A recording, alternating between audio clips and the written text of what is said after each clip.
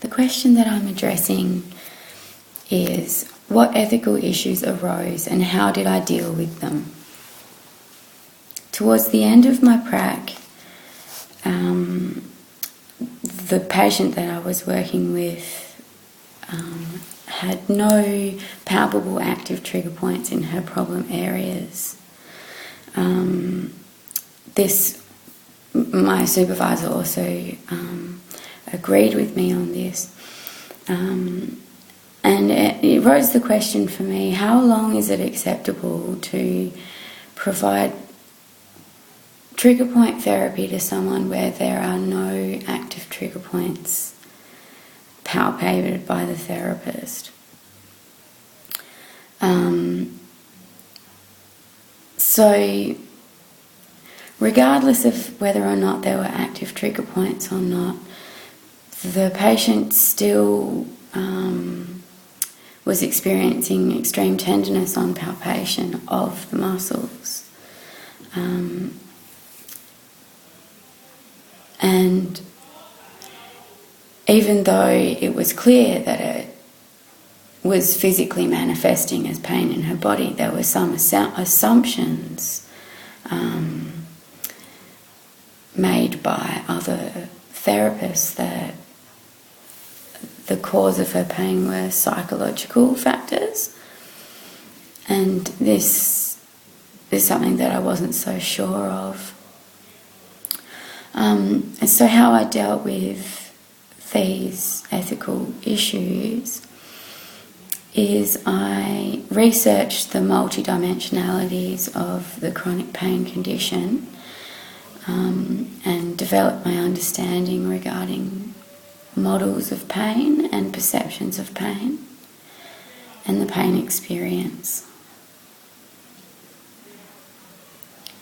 I introduced a pain diary to the client to help both her and I gain some clarity on what were the triggers of her pain, what were influencing factors on the pain, and what does she do that helps relieve the symptoms. I also made a conscious decision to improve my active listening and increase the detail of my note-taking, particularly in the subjective area.